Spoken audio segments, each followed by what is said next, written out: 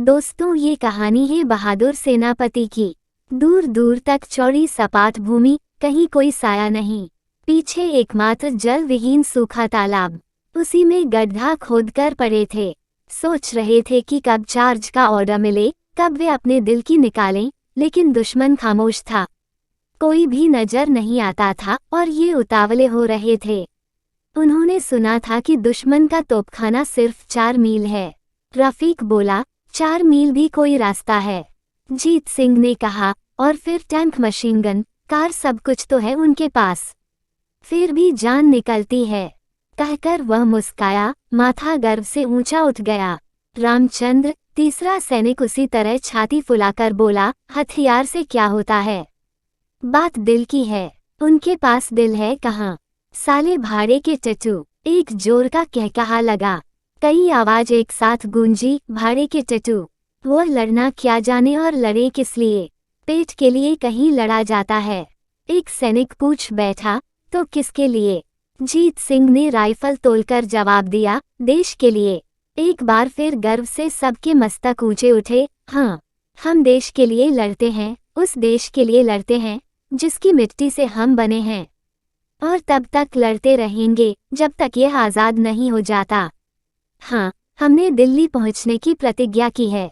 हमें लाल किले पर अपना प्यारा झंडा फहराना है। बेशक हम लाल किले पर अपने प्यारे तिरंगे झंडे को फहराएंगे।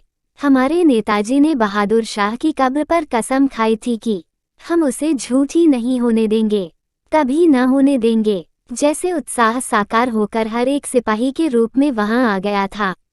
वे संख्या में बहुत कम थे, उनके वस्त्र फट गए थे, उनके पास हथियार के नाम पर केवल राइफलें थीं। उनके पास पेट भर भोजन भी नहीं था, लेकिन वे कह रहे थे, हम घास खाएंगे पर जीते जी पीछे नहीं हटेंगे। रफीक ने मुस्कुराकर कहा, खुदा की कसम, हाथ बार बार कांप उठते हैं।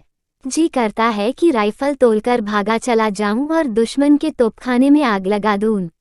अचरज, तभी देखते देखते आसमान कांप उठा। घर घर, गहर गहर, भूं भूं की तेज आवाज करते हुए बममार जहाज कहर बरसाने लगे। खंदक में सन्नाटा छा गया। सब सांस रोककर लेट गए, जैसे वहां कोई है ही नहीं। पर बाहर जैसे भूकंप आ गया। धम धम, धड़क, धन का अनवरत शब्द कानों को फाड़े डाल रहा था। जमीन उछल उछल पड़ती थी। लगा कि खंदक टूटकर जमीन में समा जाएगा और ये सब वहीं जमींदोज हो जाएंगे, लेकिन किसी को कुछ चिंता नहीं थी। बम कहाँ पड़ा, कोई मरा या क्या हुआ? वे तभी उठे जब शांत हो गया। उठकर उन्होंने देखा कि वे सब उसी तरह थे जैसे हमले से पहले। एक सैनिक ने कहा, तो उन्होंने व्यर्थ ही इतना कवा किया। लेकिन कमांडर बोला, साथियों, समाचार मिला है कि तुम लोगों की इच्छा पूरी होने वाली है। दुश्मन चल पड़ा है। सैनिक प्रसन्न हो उठे। उन्होंने हथियार संभाल लिए। कमांडर ने फिर कहा, परंतु उसके पास टैंक है। एक सैनिक ने कहा, हमारा एक एक सिपाही जीवित टैंक है। उनके पास बख्तरबंद गाड़ियां हैं। हमारी चोट के सामने वे व्यर्थ हैं। उनके पास ट्रक्स भी हैं। यहाँ उनकी कोई कीमत नहीं है। वे संख्या में बहुत हैं, परंतु मुर्दे हैं। कमांडर मुस्कुराया, साथियों, विश्वास रखो, वो तुम्हें नहीं जीत सकता। बेशक नहीं जीत सकता। हम जान हथेली पर रखकर लड़ते हैं, छाती में छिपाकर नहीं। कमांडर खुशी से भर उठा, शाबाश दोस्तों, आओ हम सब मिलकर उसे भगा दें। सब मिलकर। तभी तोपों की पहली बाढ़ छूटी और उसी बाढ़ के बाद दुश्मन आगे बढ़ा। उनके पास 13 टैंक थे, 11 बख्तरबंद गाड़ियां थीं और 70 ट्रक थे। वे 2 हिस्सों में बंट चुके थे। एक भाग सीधा उनकी ओर बढ़ रहा था। टैंक और गाड़ियां आग बरसा रही थीं। गोले धमाके के साथ गिरते, जमीन पर धड़ाका उठता और तब मिट्टी बहुत ऊंचाई तक झरकर फैल जाती, पर सैनिक सांस रोके चुपचाप राह देखते रहे कि कब दुश्मन उतरे और वे दो दो हाथ करें, लेकिन वे किले में बंद थे। धीरे धीरे टैंक और बख्तरबंदकारी उनके इतने समीप आ गए कि सीधे मार पड़ने लगी। दुश्मन सैनिक चुन चुन अपना निशाना बनाने लगे। कमांडर ने देखा गोले सीधे खंदक में जा रहे हैं और वे दोनों सुरंगें जो रास्ते में फेंक दी गई थीं, नहीं फटी हैं। फिर भी गति पर बेरक लग गया है। पर वे बराबर आग उगल रहे हैं, वह आग जो जीव मात्र को झुलसाने के लिए तैयार हैं। उसने फिर अपने सैनिकों को देखा, उनका उत्साह मंद नहीं पड़ा था, पर वे बहुत कम थे, बहुत कम। पीछे से मदद आनी चाहिए, लेकिन कोई रास्ता नहीं था, कोई भी रास्ता। आगे से आग बराबर उसी तेजी से बढ़ी आ रही थी। कान से कोई शब्द नहीं सुनाई पड़ रहा था। युद्ध का भीषण शब्द रौरव चारों ओर छा गया था। सैनिकों की राइफल की आग उनके सामने चिनगारी की तरह थी। सूखे काठ को एक चिनगारी भस्म कर सकती है, परंतु महादावानल में उसकी क्या बिसात। वह देख रहा था कि उसके सैनिक यंत्र की तरह राइफल चला रहे थे। उनके मुखों पर पसीना बहने लगा था, लेकिन उनकी आंखें लक्ष्य पर लगी थीं। उनके हाथ लक्ष्य की ओर निशाना साध रहे थे। ये फुर्ती से पेटी खोलते, चढ़ाते और फिर दागते, दन दन दनादन दनन दंदन। और इधर टैंक, मशीन गन आग फेंकती, सैनिक हथगोले फेंकते और वह देखता। नहीं नहीं, ऐसे नहीं होगा, नहीं होगा। इसी प्रकार वे सब भून सकते हैं।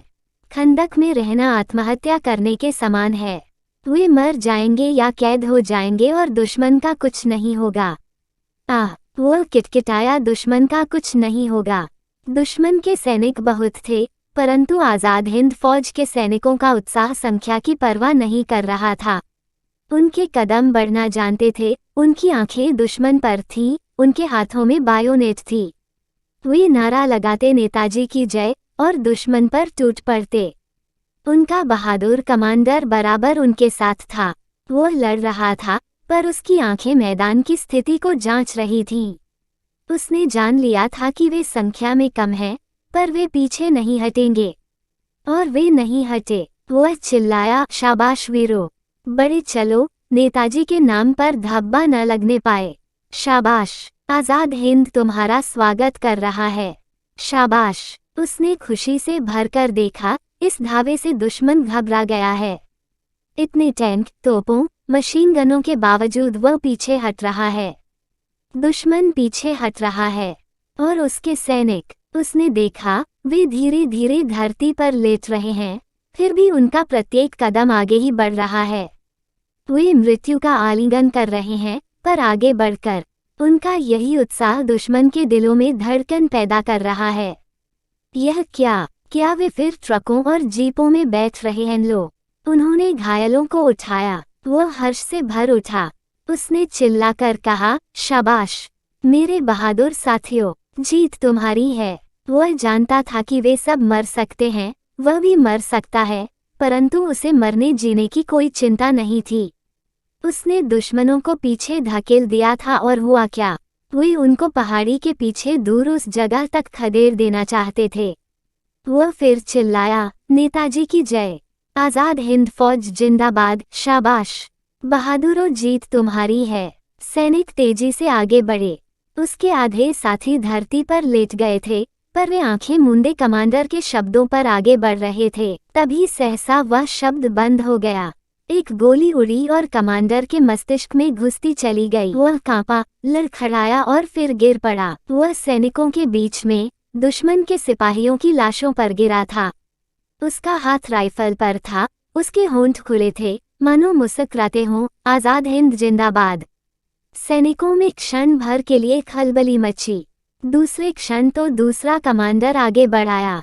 उसने कहा, शाबाश मेरे बहादुर साथियों, जीत तुम्हारी है। दुश्मन भाग रहा है। नेताजी की जय, आज़ाद हिंद जिंदाबाद, इनकलाब जिंदाबाद। और वे आगे बढ़ गए।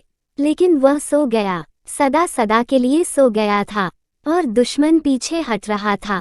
दोस्तों, कहानी अच्छी लगी हो तो चैनल को सब्सक्राइब कर देना। धन्यवाद।